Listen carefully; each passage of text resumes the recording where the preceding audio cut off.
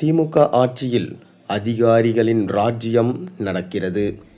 அதிமுகவில் இணைந்த முக்கியமான திமுக அமைச்சர் சற்று முன் பரபரப்பு.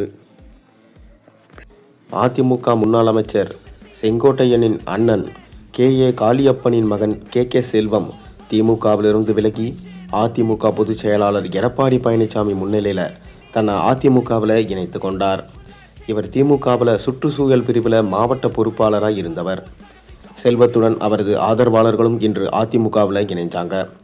அதிமுகவில் இணைந்த பிறகு செய்தியாளர்களிடம் பேசிய அவர், 1972 முதல் அரசியலில் 53 ஆண்டு காலம் அனுபவம் வாய்ந்த செங்கோட்டையனின் வளர்ச்சிக்கும் முன்னேற்றத்திற்கும் வெற்றிக்கும் மிக முக்கியமான காரணமாக எனது தந்தை காளியப்பன் செயல்பட்டு வந்தார் என்பது நிதர்சனமான உண்மை.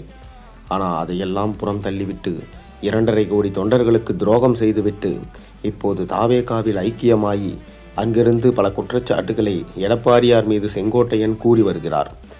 அவை அனைத்தும் தவறானவை. ஈரோடு மாவட்டத்தில் அதிமுக வளர்வதற்கு மிக முக்கிய காரணமாக எங்கள் குடும்பம் இருந்து வருகிறது. நாங்கள் இல்லாவிட்டால் 2016 தேர்தலில் எங்கள் சித்தப்பா செங்கோட்டையன் தோற்கடிக்கப்பட்டிருப்பார். 2006 தேர்தலிலும் அவர் வெற்றி பெற்றிருக்க மாட்டார். நாங்களும் தொண்டர்களும் உழைத்ததாலே கோபிச்செட்டிப்பாளையத்தில் அவர் வெற்றி பெற்றிருக்கிறார். அவர் பல்வேறு குற்றச்சாட்டுகளை பரப்பி வருவதை கைவிட வேண்டும். திமுக ஆட்சியில் அதிகாரிகளின் ராஜ்யம் மிக அதிகமாக இருக்கிறது.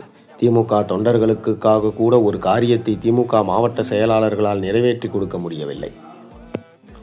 கோபாலபுரத்தை சேர்ந்த ரமேஷ் என்பவர் துரைப்பாக்கத்தில் அமைந்துள்ள C.L. ஜெயின் மேத்தா கல்லூரி மற்றும் OMRல் உள்ள சிஷ்யா பள்ளிக்கு சொந்தமான 700 கோடி ரூபாய் மதிப்புள்ள நிலத்தை வளைத்து போட முதல்வர் குடும்பத்தினரின் பெயரையும் முதல்வரின் பெயரையும் தவறாக பயன்படுத்தி வருகிறார். திமுக ஆட்சியில் அக்கட்சியின் தொண்டர்கள் யாரும் மகிழ்ச்சியாக இல்லை, மக்களும் மகிழ்ச்சியாக இல்லை. எனவே வருங்கால முதல்வர் எடப்பாடி பழனிசாமியை சம்மதித்து அவரை சந்தித்து எங்கள் குள்ளம்பாளையம் கிராமம் கோபி தொகுதியை சேர்ந்த மக்கள் எங்கள் மாவட்ட பொறுப்பு செயலாளர் செல்வராஜ் முன்னிலையில் இன்றைய தினம் வருங்கால முதல்வரோடு இணைந்திருக்கிறோம் என்று கூறினார்.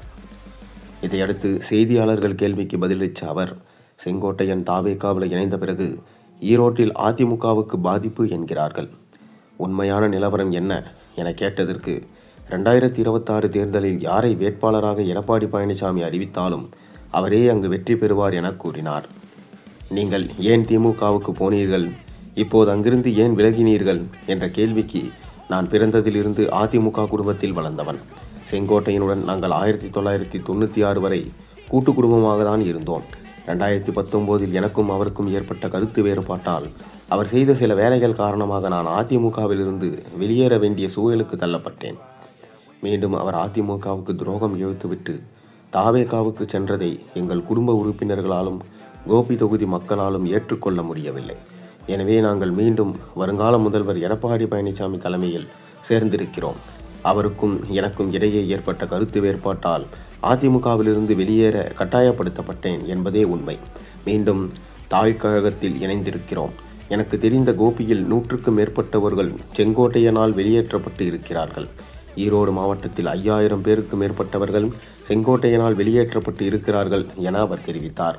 கண்டிப்பாக இம்முறை திமுக தோற்பது உறுதியே என சொல்லியிருக்கிறார்.